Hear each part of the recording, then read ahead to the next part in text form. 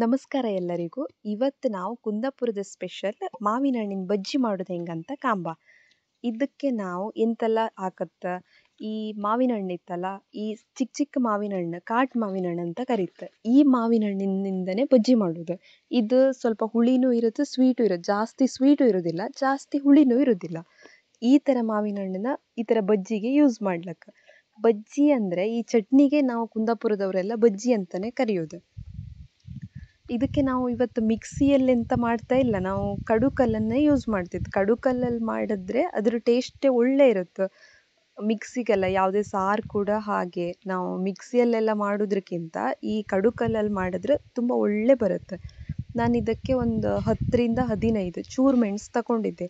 ಚೂರು ಮೆಣಸು ಇಲ್ಲ ಅಂದವ್ರು ಹಸಿಮೆಣಸು ಕೂಡ ತಗೋಬಹುದು.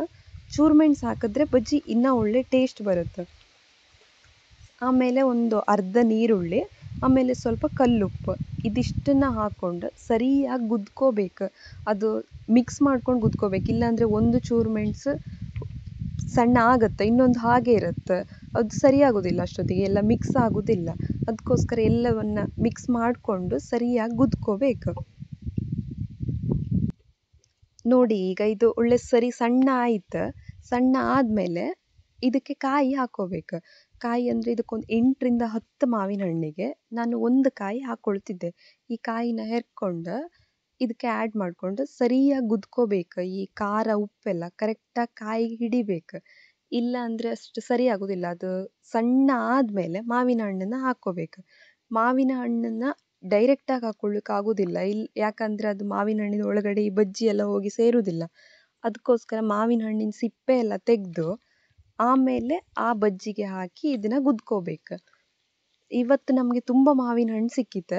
ಈ ಮಾವಿನ ಹಣ್ಣನ್ನು ನಾವು ಹೀಗೆ ಇಟ್ಟರೆ ಒಂದೇ ದಿನಕ್ಕೆ ಹಾಳಾಗುತ್ತೆ. ನಾವು ಒಂದು 8ರಿಂದ 10 ಮಾವಿನ ಹಣ್ಣಿನ ಬಜ್ಜಿ ಮಾಡ್ತಿತ್ತು. ಮತ್ತು ಉಳಿದಿರೋ ಮಾವಿನ ಹಣ್ಣನ್ನು ಚಂದ ಮಾಡಿ ತೊಳೆದು ಅದನ್ನ ಒಂದು ಬಟ್ಟೆಯಲ್ಲಿ ಚಂದ ಒರೆಸಿ ಉಪ್ಪು ನೀರಿಗೆ ಹಾಕಿ ಇಟ್ಟರೆ ಈ ಮಾವಿನ ಹಣ್ಣಿನ ಸೀಸನ್ ಮುಗ್ದಾದ್ಮೇಲೂ ಒಂದು 2 ತಿಂಗಳವರೆಗೆ ಆ ಮಾವಿನ ಹಣ್ಣಿನ ಬಜ್ಜಿ ಮಾಡ್ಕೋಬೋದು, ಸಾರು ಮಾಡ್ಕೋಬೋದು, ನಮ್ಗೇನು ಬೇಕಾದರೂ ಮಾಡ್ಕೋಬೋದು. ಅದು ತುಂಬ ಒಳ್ಳೆ ಇರುತ್ತೆ ಅದು ಕೂಡ.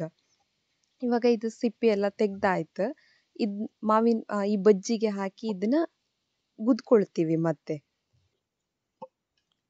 ನೋಡಿ, ಈಗ ಈ ಬಜ್ಜಿ ಒಟ್ಟಿಗೆ ಮಾವಿನ ಹಣ್ಣಿಂದ ಇದೆಲ್ಲ ಹಾಕಿ ಗುದ್ಕೊಂಡಾಗ ಈ ಮಾವಿನ ಹಣ್ಣಿನ ರಸ ಅನ್ನೋದು ಅದು ಕಾಯಿ ಉಪ್ಪು ಖಾರಕ್ಕೆಲ್ಲ ಸರಿಯಾಗಿ ಹಿಡಿದು ತುಂಬ ಚೆನ್ನಾಗಿ ಬರುತ್ತೆ. ಇದು ಟೇಸ್ಟ್ ಮಾತ್ರ ತುಂಬ ಅಂದರೆ ತುಂಬ ಒಳ್ಳೆ ಇರುತ್ತೆ. ನಮಗೆ ಈ ಮಳೆಗಾಲದಲ್ಲಿ ಬೇರೆ ಏನು ಬೇಕಂತ ಇರುವುದಿಲ್ಲ. ಈ ಮಾವಿನ ಹಣ್ಣಿಂದ ಒಂದು ಬಜ್ಜಿ ಇದ್ದರೆ ಸಾಕಾಗುತ್ತೆ, ಒಳ್ಳೆ ಊಟ ಮಾಡ್ಬೋದು ಇದರಲ್ಲಿ. ನೋಡಿ, ಇವಾಗ ಇದನ್ನು ಸರಿಯಾಗಿ ತುಂಬ ಗಟ್ಟಿಯಾಗಿ ಗುದ್ಕೋಬಾರ್ದು. ಎಂತಕ್ಕಂದ್ರೆ ಅದು ಮಾವಿನ ಹಣ್ಣಿಂದು ಕಂಡ ಎಲ್ಲ ಹೋಗಿಬಿಡುತ್ತೆ. ಅದಕ್ಕೆ ನಿಧಾನದಿಂದ ಎಲ್ಲ ಮಿಕ್ಸ್ ಮಾಡಿಕೊಂಡು ಈ ರೀತಿಯಾಗಿ ಸರಿಯಾಗಿ ಗುದ್ಕೋಬೇಕು. ಇವಾಗ ನೋಡಿ, ಎಲ್ಲದು ಒಟ್ಟಾಗಿದೆ, ಎಷ್ಟು ಚೆನ್ನಾಗಿ ಬಂದಿದೆ ನೋಡಿ.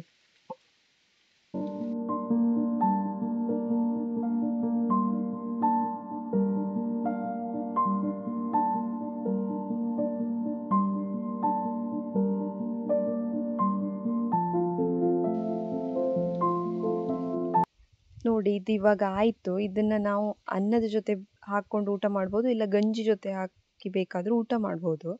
ಇದು ತುಂಬ ಅಂದರೆ ತುಂಬ ಒಳ್ಳೆ ಟೇಸ್ಟ್ ಇರುತ್ತೆ.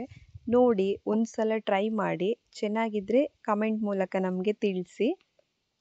ನಮ್ಮ ಚಾನೆಲ್ನ ಯಾರು ಸಬ್ಸ್ಕ್ರೈಬ್ ಮಾಡಿಲ್ವೋ ಸಬ್ಸ್ಕ್ರೈಬ್ ಮಾಡಿ.